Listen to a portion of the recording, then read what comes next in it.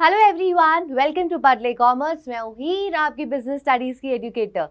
आई know आपको last week मेरी class नहीं मिली थी, मेरी थोड़ी तबीयत खराब थी, उस वजह से I was not able to record, but now I am all good और मैं आपके क्लास आपको रेगुलरली अभी से दे दिया करूंगी। You don't have to worry about it, ठीक है। सो आज हम लोग ये जो हमारा बिजनेस ट्रेड एंड कॉमर्स जो चैप्टर है उसका L2 करने वाले हैं, जिसमें हम लोग बाकी की जो सारी चीज़ें बाकी थी वो हम लोग पढ़ने वाले हैं।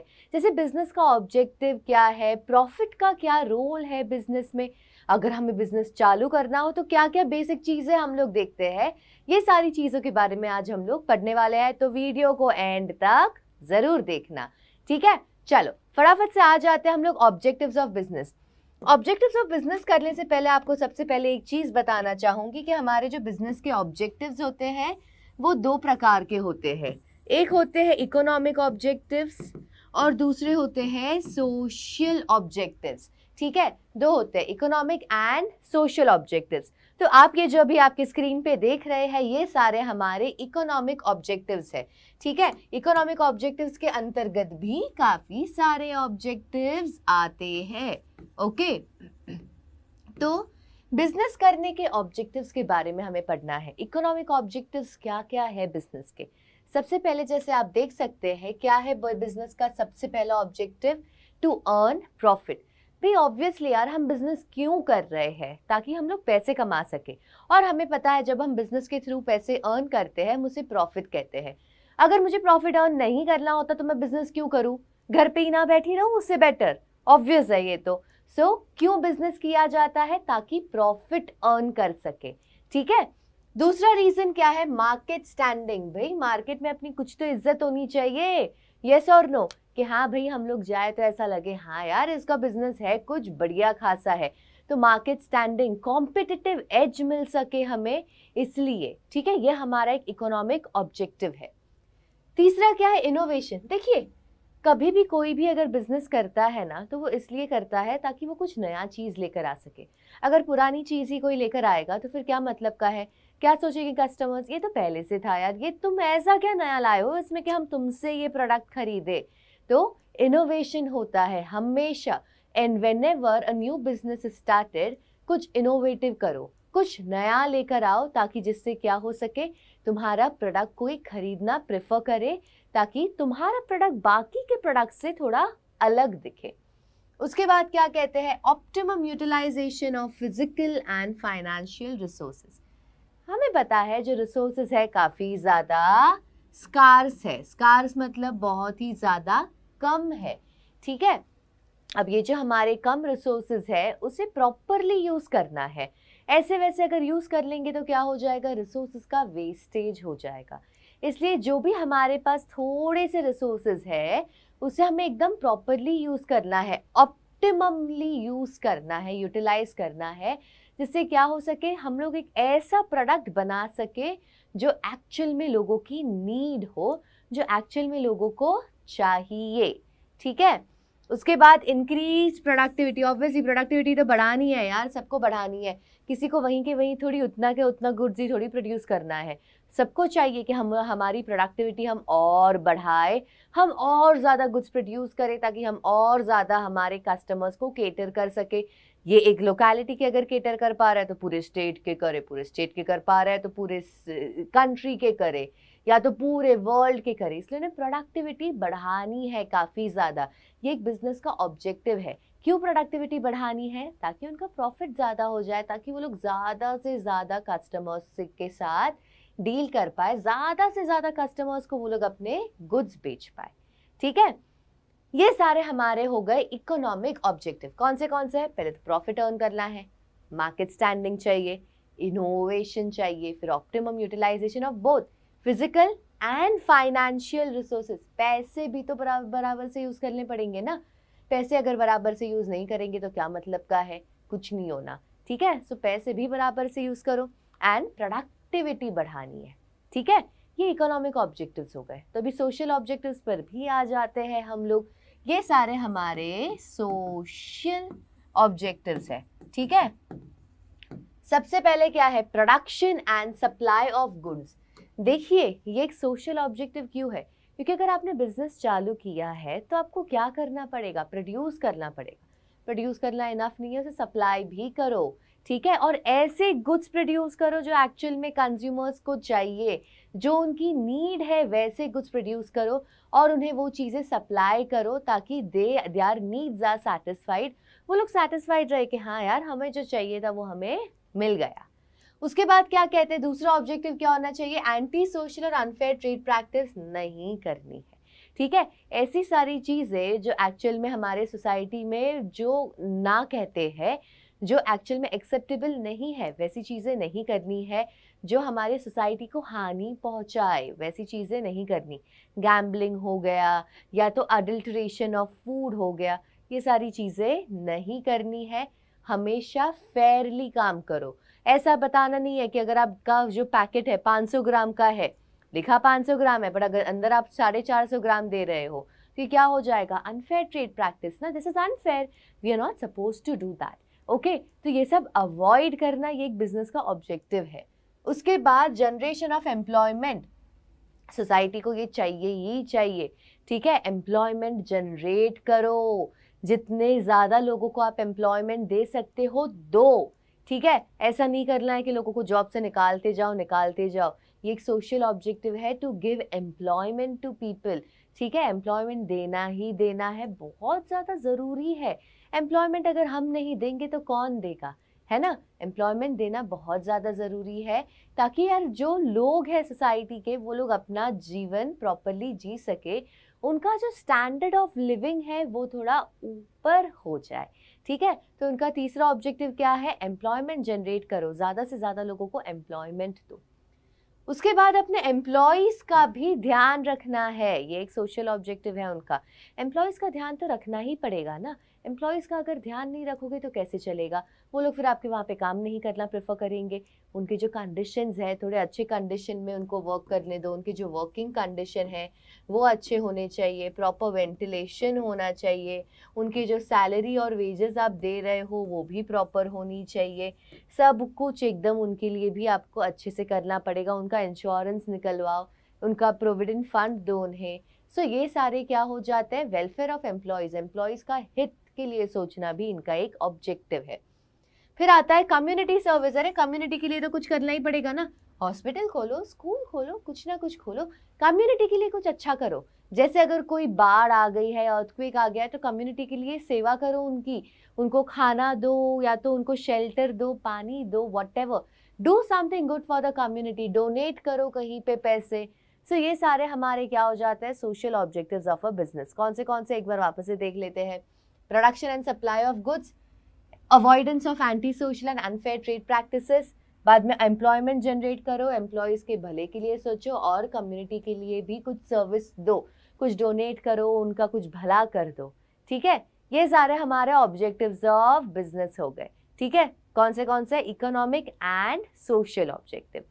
उसके बाद हम लोग आ जाते हैं role of profit in business. Profit का क्या काम है बिजनेस में, क्यों चाहिए प्रॉफिट इतना, यार कुछ तो होगा ना रीजन। सबसे पहला रीजन तो है सर्वाइवल, ठीक है। सर्वाइवल के लिए तो प्रॉफिट लगेगा ही लगेगा।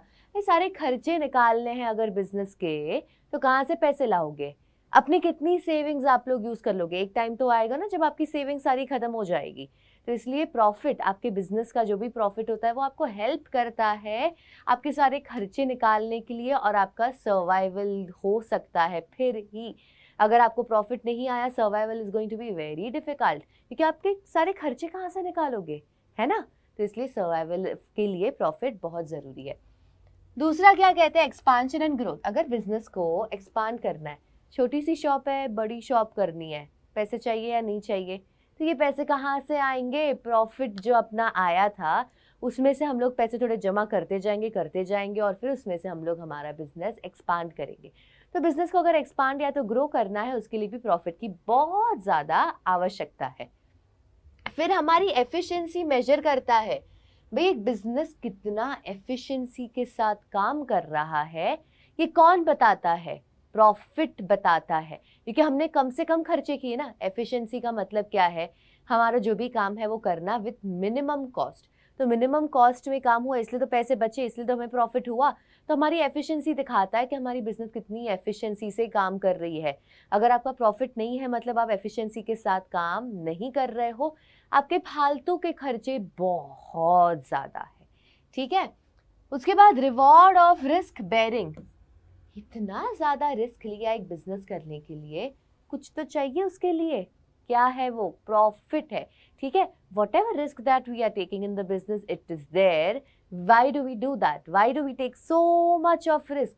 ताकि हम लोग प्रॉफिट, जो हमारा प्रॉफिट है उसके लिए हम लेते हैं कि हाँ भाई हमें प्रॉफिट मिलेगा, ये रिस्क अगर लूंगा तो मुझे प्रॉफिट मिलने की संभावना है। दैट्स द रीजन रिस्क लिया जाता है ना, वरना कौन रिस्क लेगा यार? वरना लोग सोचेंगे अरे यार ये रिस्क लेने से मुझे प्रॉफिट भी नहीं मिलने वाला है और मेरा दिमाग खपेगा, उससे बेटर है छोड़ो।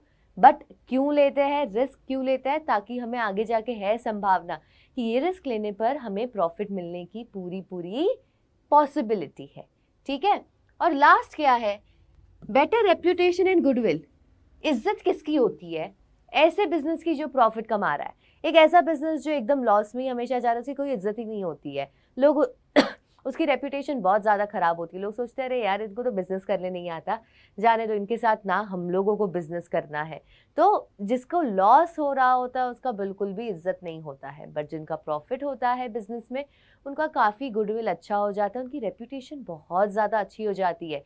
एवरीवन थिंक्स अरे wow this is so nice, यार ये लोग प्रॉफिट कमा रहे हैं, अपना बिज़नेस इतनी अच्छी तरह से कर रहे हैं, तो यार एकदम ऐसा स्टेटस अच्छा हो जाता है, ठीक है। ये प्रॉफिट का रोल है एक बिजनेस में। क्यों प्रॉफिट ज़रूरी है? सबसे पहले तो सर्वाइवल, फिर एक्सपेंशन एंड ग्रोथ, उसके बाद एफिशिएंसी दिखाता है हमारी, फिर हमारा रिस्क लेने का रिवॉर्ड है, और लास्ट क्या है? हमारा जो रेप्यूटेशन है या तो गुडविल है वो बढ़ाता है, ठीक है। चलो आगे बढ़ जाते हैं हम लोग बिजनेस रिस्क के ऊपर। बिजनेस रिस्क क्या है? बिजनेस रिस्क वो है, रिस्क वो ऐसा रिस्क जो एक बिजनेस को होता है बिकॉज ऑफ अनप्रेडिक्टेबल इवेंट। हम लोग आगे का नहीं सोच सकते ना, इस वजह से जो हमें रिस्क हो रहा हो उसे हम बिजनेस रिस्क कहते हैं, ठीक है। एनी रिस्क, यहाँ पे देखिए आपको डेफिनेशन मिलेगा। Business risk refers to the possible of inadequate profit और इवन लॉस। पॉसिबिलिटी है कि आपको कम प्रॉफिट होगा या तो लॉस भी हो सकता है। क्यों? बिकॉज ऑफ अनसर्टेनिटीज और अनएक्सपेक्टेड इवेंट्स। क्योंकि हमें आगे का पता नहीं है क्या होगा, हमें नहीं पता है कैसे इवेंट्स होने वाला है, आगे जाके क्या चलने वाला है, वी हैव नो क्लू। इस वजह से जो बिजनेस को रिस्क है कि भाई शायद कम प्रॉफिट होगा तो लॉस होगा, उसे हम बिजनेस रिस्क कहते हैं। अब देखिए बिजनेस रिस्क दो प्रकार के होते हैं, एक होता है स्पेक्यूलेटिव और एक होता है प्योर रिस्क, ठीक है। एक है स्पेक्यूलेटिव और एक है प्योर। अब स्पेक्यूलेटिव रिस्क क्या है? स्पेक्यूलेटिव रिस्क में है ना, या तो आपको पॉसिबिलिटी पे क्या कर रही हो, या तो आपको गेन होगा या तो आपको लॉस होगा, ठीक है। या तो आपको गेन होगा या तो आपको लॉस होगा, ठीक है। जैसे कि क्या हो गया? Change in taste, fashion taste change हो गया, तो आपको यार अगर देखो आपने प्रेडिक्ट कर लिया कि फैशन सेंस ऐसे चेंज होने वाला है और आपने जो कपड़े हैं उस हिसाब से आपने मैन्युफैक्चर किए, आपकी तो बल्ले बल्ले हो गई ना, आपका तो प्रॉफिट होना है। बट आपने जो सोचा वैसा नहीं हुआ तो क्या हो गया? आपने तो प्रोड्यूस कर दिया, लॉस हो जाएगा ना आपको। तो इससे क्या हो गया कि या तो आपको प्रॉफिट होगा या तो आपको लॉस होगा। बट प्योर रिस्क में क्या होता है? या तो आपको प्रॉफिट होगा या तो आपको प्रॉफिट नहीं होगा, ठीक है। फॉर एग्जाम्पल आपने है ना बहुत सारे गुड्स प्रोड्यूस करके आपके गोडाउन में रख दिए हैं, ठीक है। गोडाउन में बहुत सारा आपने गुड्स रख दिए, अभी अगर चोरी हो गई तो आपका नुकसान है, बराबर। पर अगर चोरी नहीं हुई तो आपको नुकसान तो नहीं हुआ ना, प्रॉफिट नहीं होगा, ऑब्वियस है। अरे भाई प्रॉफिट कैसे होगा? वो क्या एक्स्ट्रा सामान आपके वहां पे रख के जाएगा क्या? नहीं ना, आपको नुकसान नहीं होगा, ठीक है। तो ऐसे क्या कहते हैं इसमें? अगर चोरी हो गई तो आपका लॉस है, बट अगर चोरी नहीं हुई तो आपको लॉस नहीं हुआ। It's as simple as that, ठीक है। स्पेक्यूलेटिव में क्या कहते हैं? या तो आपको प्रॉफिट होगा या तो आपको लॉस होगा। बट इसमें प्योर रिस्क में क्या कहते हैं? या तो आपको लॉस होगा या तो आपको लॉस नहीं होगा। ओके, सो ये है हमारे दो प्रकार के रिस्क, एक है स्पेक्यूलेटिव और एक है प्योर। अभी हम लोग नेचर देख लेते हैं हमारा बिजनेस रिस्क का। सबसे पहला क्या कहते हैं? रिस्क एक is an essential part of every business. भाई रिस्क हर एक बिजनेस में होता ही होता है, नो मैटर आपका बिजनेस कितना छोटा है या आपका बिजनेस कितना बड़ा है, इट डज नॉट मैटर, आपके बिजनेस में रिस्क होना ही होना है, इट्स एन एसेंशियल पार्ट। कितना भी ट्राई कर लो आप रिस्क को एलिमिनेट नहीं कर सकते हो, ठीक है। फिर क्या कहते हैं, क्यों आता है बिजनेस को रिस्क, क्यों बिजनेस रिस्क होता है, बिकॉज ऑफ अनसर्टेनिटीज। अरे हम आगे का नहीं देख सकते हैं, हम लोग future we can't see it, uncertainty है ना, कभी क्या हो जाए, क्या पता का आगे जाके शायद ड्रॉट होगा, फ्लड्स होंगे, ग्लोबल वार्मिंग तो हो रही है, तो उसकी वजह से क्या क्या चेंजेस आएंगे, वी हैव नो क्लू। हमें गवर्नमेंट की पॉलिसी या तो नई टेक्नोलॉजी क्या आई है, we will be not knowing about that. इस वजह से बिजनेस को कभी ना कभी रिस्क होना ही होना है, ठीक है। अभी बिजनेस का डिग्री ऑफ रिस्क, भाई कितना रिस्क है वो किसके ऊपर डिपेंड करता है, nature and size of business. कौन किस में आप बिजनेस कर रहे हो और आपका बिजनेस का साइज क्या है, छोटा है बड़ा है, उसके ऊपर डिपेंड करता है आपका बिजनेस का रिस्क कितना होगा। अगर आपका nature of business manufacturing business है, ठीक है, अगर आपका मैन्युफैक्चरिंग का बिजनेस है ना, तो फिर आपका जो रिस्क है वो काफ़ी ज़्यादा होता है, क्योंकि आपको गुड्स प्रोड्यूस करने पड़े, आपके बहुत ज़्यादा खर्चे लग जाते हैं। बट आपका सिर्फ ट्रेडिंग का बिजनेस है, बाइंग एंड सेलिंग का है, ठीक है, अगर आपका सिर्फ ट्रेडिंग कर रहे हो, आप बाय एंड सेल कर रहे हो सिर्फ, तो आपका जो रिस्क है ना वो कम हो जाता है, क्योंकि आपको गुड्स इतने अपने पास स्टोर नहीं करके रखने पड़ रहे हैं, तो ये सारे फैक्टर्स होते हैं। वैसे ही आपका साइज ऑफ बिजनेस, अगर आपका बिजनेस छोटू सा है तो आपका रिस्क भी छोटू सा ही होगा, कम होगा। बट अगर आपका बिजनेस बड़ा है तो आपके रिस्क भी उतने ज़्यादा ही होंगे। जैसे आपके वहाँ पे अगर पनवाड़ी वाला है, छोटा सा बिजनेस है, कम रिस्क, बट अगर एक इंसान बड़ी सी शॉप लेके बैठा हुआ है तो उसको ज़्यादा रिस्क होता है। जो बड़ी बड़ी कंपनीज है उनको बहुत ज़्यादा रिस्क होता है, ठीक है।